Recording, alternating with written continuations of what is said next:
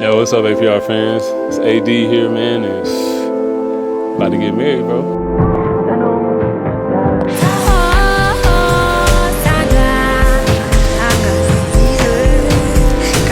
Hello, APR's fan.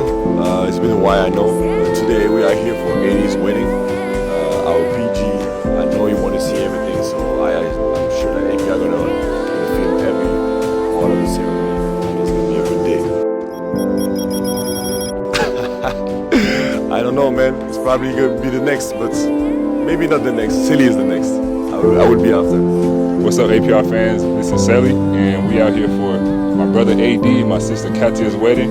You know, we excited to be here, man. It's a really special day for them, and you know, I'm excited for them. You know, and ready to have a good day. My wedding to be decided, but you know, we focus on what we focus on today, which is AD and Kathia. So, you know what I'm saying? Mwiriwe cyane abakunzi ba APR Basketball Club.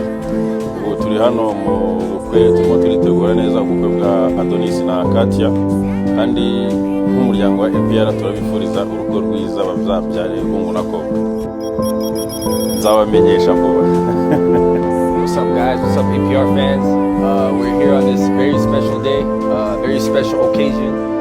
AD's wedding. One of our very own is finally getting married, so we're all here as a team, and yeah, hopefully everything goes smooth. And shout out to AD and Kathia.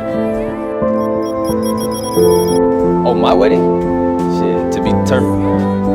Nasoje ijambo ryose ni cyiza janje Kristo twaje no kwikira mugenzi wacu Adonis Fire agiye kwimarira umukobwa wacu w'umunyarwandakazi mwese muzi twari turamwese tubifurize ubumurire kandi tuzakomeza kuzakotina turamukunda arabizi is my guy nkuko mubibona hano turasa neza tubifurije urugo ruhira Adonis azambwira Adonis ndamutegereje niyo bari burura